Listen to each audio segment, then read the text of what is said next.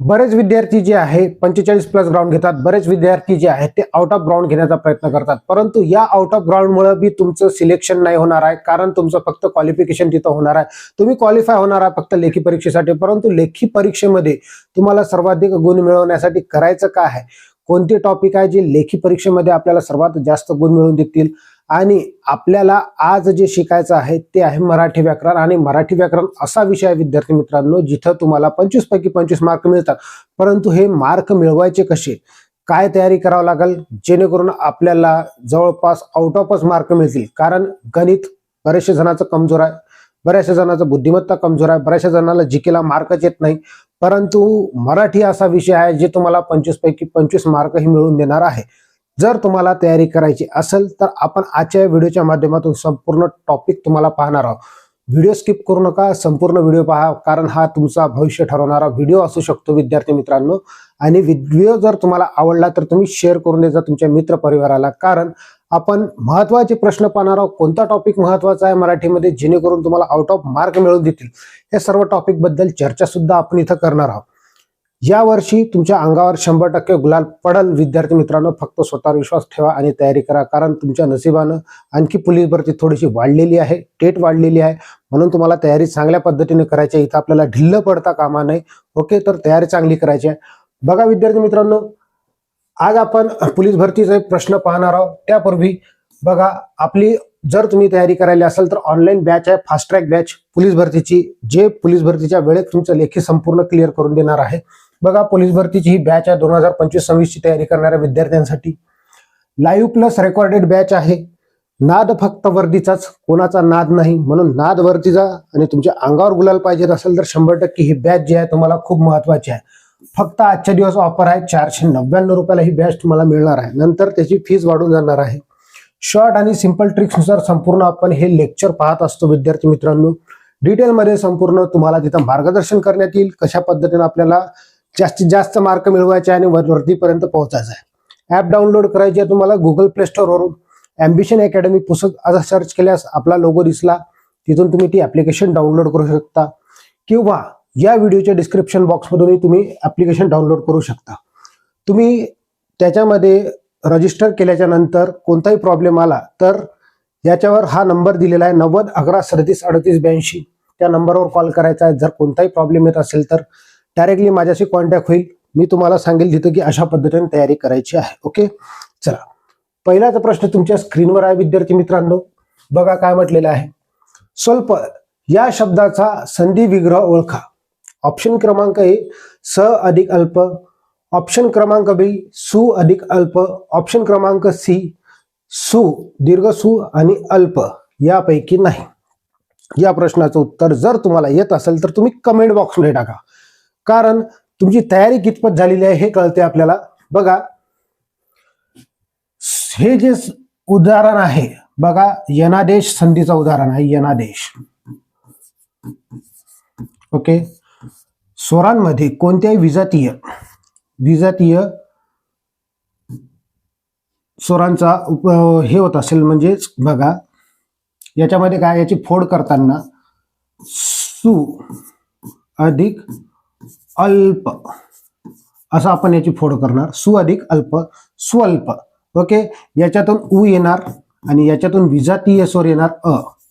मग हे दोन मिळून एक विजातीय जे स्वर मिळाले त्यावेळेस ती यनादेश असते, यनादेश संधी असते. यनादेश संधीचं हे उदाहरण आहे विद्यार्थी मित्रांनो.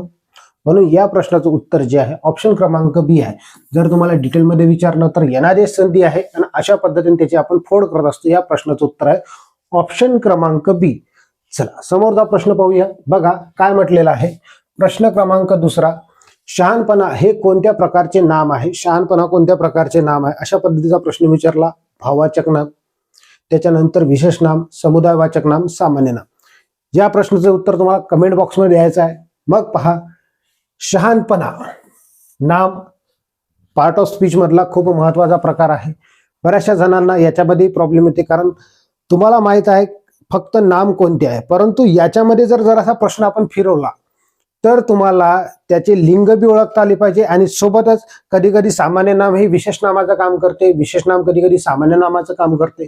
हे जर तुम्हाला कळायचं असेल तर डिटेलमध्ये हा व्हिडिओ पहा. बघा काय म्हटलेलं आहे, शहाणपणा, पणा, वा हे जर आलं तर हे पुल्लिंगी नाव राहते, पुल्लिंगी नाव. ओके, पुल्लिंगी नाम राहते. पण त्वय, पण त्व आणि य हे जर याच्या नंतर जर प्रत्यय लागत असेल तर ते नपुंसक लिंगी राहते, नपुंसक लिंगी नाम, लिंगी नाम. ओके, आणि आई गिरी, आई गिरी, ई, की यासारखे जर प्रत्यय लागत असेल तर ते स्त्रीलिंगी नाव राहते, स्त्रीलिंगी. परंतु हे कोणत्या नामाच्या बाबतीत आहे हे अजूनही मी तुम्हाला सांगितलं नाही. मग या प्रश्नाचं उत्तर आहे विद्यार्थी मित्रांनो, शहाणपणा हे नाम जे आहे भाववाचक नाम आहे. ज्या गोष्टीला आपण डोळ्याने पाहू शकत नाही, स्पर्श करू शकत नाही, केवळ आणि केवळ आपण त्याची कल्पना करू शकतो, अशा नामांना काय म्हणतो आपण, भाववाचक नाम म्हणत असतो. आणि भाववाचक नामाचे लिंग कशा पद्धतीने ओळखायचे, तर या प्रत्ययावरून तुम्हाला त्याची लिंग ओळखावे लागते. बघा मी तुम्हाला एकदा परत समजून सांगतो की हे जे आहे हे प्रत्यय आहेत आणि या प्रत्ययावरून त्याचा स्त्रीलिंगी आहे, पुल्लिंगी आहे किंवा नपुंसकलिंगी आहे, अशा पद्धतीचे आपण त्याचे लिंग सुद्धा ओळखू शकतो.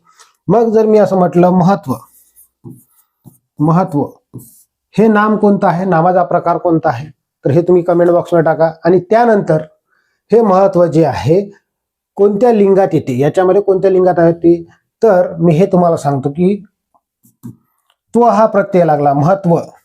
ओके, तर हे येईल नपुंसक लिंगी. एकदम सिंपल आहे शिकण्यासाठी, नपुंसक लिंगी नाम. ओके, त्यानंतर जर मी म्हटलं दादागिरी, दादागिरी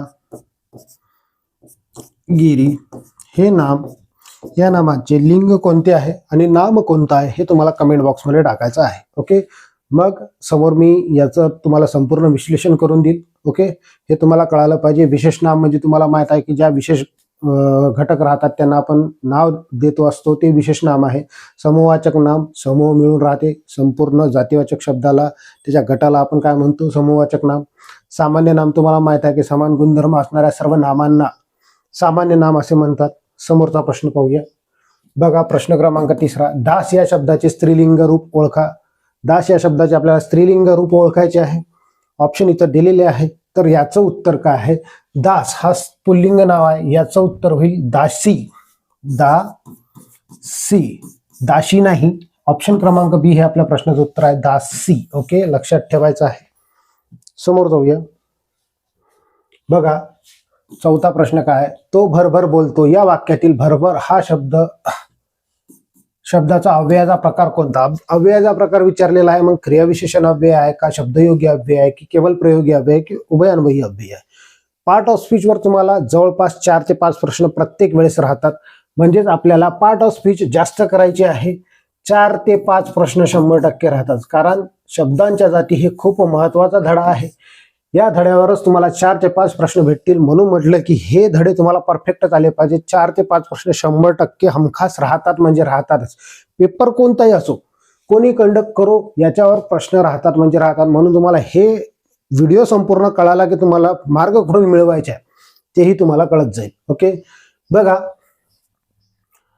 याला काय म्हटलं, भरभर. या शब्दातला भरभर बोलतो काय आहे, म्हणजे भरभर हा शब्द काय आहे, क्रियाविशेषणाचा कोणता अव्यय आहे. तर बघा हे क्रियाविशेषण अव्यय आहे. क्रिया विशेषण अव्यय, याचेही प्रकार पडतात. या प्रश्नाचं उत्तर आपलं क्रियाविशेषण अव्यय आहे, समजून घ्या.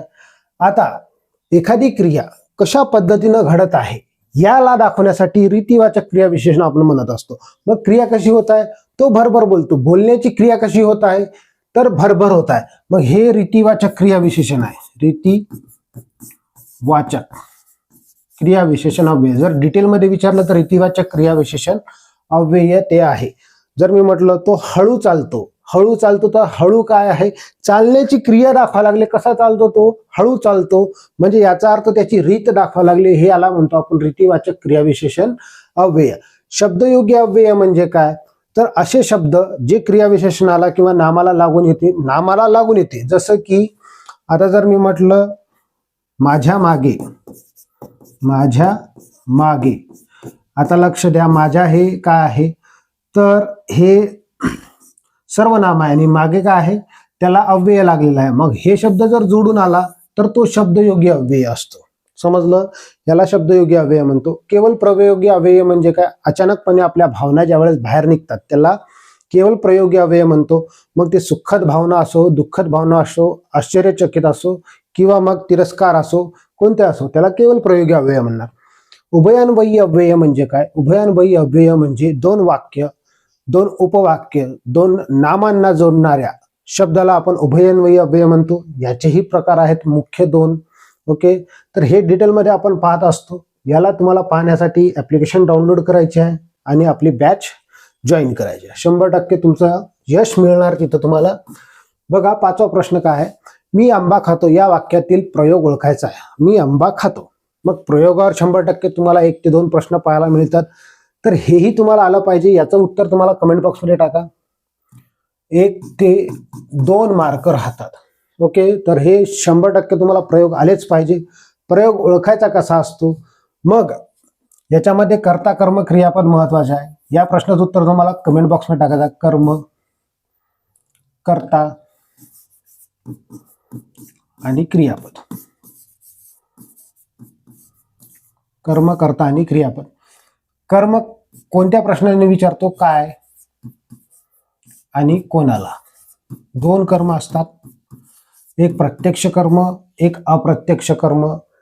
प्रत्यक्ष कर्म काय प्रश्नाने आपण त्याला विचारतो, जे वस्तुवाचक असते, आणि कोणाला हे दुसरं कर्म आहे, त्याला आपण म्हणतो अप्रत्यक्ष कर्म. कोणाला नाही, तो व्यक्तिवाचक असतो. ओके, मग बघा, तुम्हाला आता नाही समजलं तरी मधात समजून जाईल. बघा, कर्ता, कर्त्याला आपण प्रश्न विचारतो कोणने, समजलं. आणि क्रियापद म्हणजे वाक्य पूर्ण करणारा शब्द, वाक्याचा, त्याला म्हणतो आपण वाक्याचा आत्मा. त्याच्याशिवाय वाक्यच पूर्ण होत नाही. वाक्याचा आत्मा. बघा, आता मी आंबा खातो, खाणारा कोण, मी, हा भेटला आपल्याला कर्ता. काय खातो, कायने प्रश्न विचारला, आंबा, याच्यात कर्म आहे. ओके, खातो, खातो हे काय आहे, वाक्याचा अर्थ पूर्ण करणारा शब्द. 3 गोष्टी महत्वाच्या आहेत. आता बघा, यामध्ये काय करायचं आहे, जर कर्त्याच्या लिंगानुसार क्रियापदात बदल होत असेल तर तो कर्तरी प्रयोग असते. ओके, कर्त्याचा लिंग बदलून पाहतो. ती आंबा खाते, ती आंबा खाते, आहे की नाही. मग मी याचं लिंग बदललं, कर्त्याचं लिंग बदललं, जर कर्मात बदल होत असेल तर ते कर्तरी प्रयोग असते. तर या प्रश्नाचं उत्तर आहे सकर्मक कर्तरी प्रयोग. याच्यामध्ये बी कर्म आहे, सकर्मक कर्तरी प्रयोग, अकर्मक कर्तरी प्रयोग. ओके, तर हे कर्म असल्यामुळे सकर्मक कर्तरी प्रयोगाचं उदाहरण आहे. समोरचा प्रश्न पाहण्यापूर्वी विद्यार्थी मित्रांनो, जर तुम्ही ऑफलाईन पद्धतीने तयारी करू इच्छिता तर पोलीस भरती 2025-26च्या तयारीसाठी आपल्याजवळ फास्ट ट्रॅक बॅच अवेलेबल आहे. लेखी प्लस फिजिकल, याच्यामध्ये संपूर्ण आम्ही तुमचं कव्हर करून देणार 100%. नाद वर्दीचा, त्याच्यानंतर बघा, हे वर्दीचा महासराव बॅच नाव आहे याचं. शॉर्ट आणि सिंपल ट्रिक्सनुसार संपूर्ण आपण इथं तयारी करून घेणार आहोत. त्या बॅचची वेळ आहे सकाळी 8:45 वाजता. ज्या विद्यार्थ्याला ही तयारी करायची इच्छा असेल लेखी प्लस फिजिकलची, ओके, तर तुम्ही या नंबरवर संपर्क साधा 9011-373882, किंवा मग तुम्ही आमच्या अकॅडमीला भेट देऊ शकता. बिडवे नगर, इठावा वार्ड, पुसद. ओके, भेट द्या. 100% तुमचं यशस्वी मार्गदर्शन तर करणार आहोत आम्ही. ओके, चला बघा, प्रश्न क्रमांक 6 काय आहे, त्याने चांगले परिश्रम केले म्हणून त्याला यश मिळाले. हा कोणत्या प्रकारचे वाक्य आहे. वाक्याच्या प्रकारावर तुम्हाला 1 ते 2 प्रश्न पाहायला मिळतात. वाक्याचे प्रकार तुम्हाला ओळखता आले पाहिजे. संयुक्त वाक्य आहे, केवळ वाक्य आहे, मिश्र वाक्य आहे किंवा शुद्ध वाक्य. वाक्याच्या प्रकारात आणखी बी दुसरे प्रकार पडतात, तेही तुम्हाला ओळखता आले पाहिजे. उद्गारवाचक वाक्य, प्रश्नार्थक वाक्य, हे असे डिटेलमध्ये वाक्याचे प्रकार बी तुम्हाला ओळखता आले पाहिजे. त्याने चांगले परिश्रम केले म्हणूनच त्याला यश मिळाले. बघा, यात सर्वात महत्वाची गोष्ट काय आहे तर म्हणूनच या शब्दावरून समजते आपल्याला अधिकची भर घातलेली आहे. हे म्हणूनच काय आहे तर दोन वाक्य एकत्र करतात. बघा, त्याने चांगले परिश्रम केले हे एक वाक्य आहे, यश मिळाले दुसरे वाक्य आहे. मग याला जोडणारं वाक्य जे आहे, जो शब्द आहे त्याला म्हणूनच म्हणतो. मग दोन वाक्य एकत्रित आले आणि दोन्ही वाक्य कसे आहे तर मुख्य वाक्य आहे. मुख्य वाक्य असल्यामुळे हे संयुक्त वाक्याचं उदाहरण आहे, हे तुम्हाला कळालं पाहिजे. निवळ स्टेटमेंट दिली तर त्याला केवळ वाक्य म्हणत असतो. ओके. आणि गौण जे बी येईल त्याला आपण म्हणतो गौण उभयान्वयी अव्यय, त्याला मिश्र वाक्य म्हणतो. ते तुम्हाला डिटेलमध्ये शिकायला मिळणार आहे 100%. ऑफलाईन बॅचमध्ये, ऑनलाईन बॅचमध्ये तुम्हाला शिकायला भेटणार. समोरचा प्रश्न बघा, 7व्या क्रमांकाचा. उत्तप्पा हा शब्द कोणत्या भाषेतून आलेला आहे? कोणत्या भाषेतून आलेला आहे? चला मग याच्यावरही तुम्हाला 1 ते 2 प्रश्न विचारतात. हेही प्रश्न तुम्हाला आलेच पाहिजे. शब्द शक्ती, शब्दांच्या शक्ती अशा पद्धतीनं जे टॉपिक आहेत त्याच्यावरही तुम्हाला 1 ते 2 प्रश्न पाहायला मिळतात. 1 ते 2 प्रश्न पाहायला मिळतात. हे प्रश्न तुम्हाला हमखास पाठ करायचे आहे. मेन टॉपिक तुम्हाला कव्हर करायचे आहे. जे मेन टॉपिक कव्हर करतील त्याचं सिलेक्शन 100% होणार आहे. त्यासाठी तुम्हाला योग्य मार्गदर्शन लागते विद्यार्थी मित्रांनो. बघा, उत्तप्पा झालं, त्याच्यानंतर डोसा, इडली, त्याच्यानंतर अक्का. हे शब्द जे आहे हे कोणते शब्द आहे तर हे जे आहे कानडी शब्द आहे. ओके. मग त्याच्यामध्ये देशी शब्द कोणते, त्याच्यानंतर त्याच्यामध्ये विचारतात तामिळ शब्द कोणते, फारसी शब्द कोणते, आहे की नाही. त्याच्यानंतर हे शब्द आणि शब्दांच्या शक्ती आपल्याला लक्षातच ठेवायची आहे. समोर जाऊया. बघा, 8वा प्रश्न काय म्हटलेला आहे, संकल्प या शब्दासाठी अचूक उपसर्ग ओळखा. अचूक उपसर्ग ओळखा याच्यामध्ये 100% विद्यार्थी गलती करतात. चला तर मग याही प्रश्नाचं उत्तर तुम्हाला कमेंट बॉक्समध्ये द्यायचं आहे, कारण तुम्ही तयारी करा लागले आणि तयारी कितपत झालेली आहे चेक करण्यासाठी याही प्रश्नाचं उत्तर तुम्हाला कमेंट बॉक्समध्ये टाकायचं आहे. बघा, उपसर्ग म्हणजे काय? उपसर्ग म्हणजे शब्दांच्या पूर्वी लागते, शब्दापूर्वी. ओके. आणि प्रत्यय म्हणजे काय? प्रत्यय शब्दामागून लागते, त्याला प्रत्यय म्हणतो आपण. ओके. मग बघा, संकल्प हा शब्द तयार करण्यात सम, ओके, अर्धा शब्द आणि कल्प, संकल्प असा तयार होतो. म्हणून ह्याचं उत्तर मेन उत्तर आहे ऑप्शन क्रमांक बी. ओके, समजलं.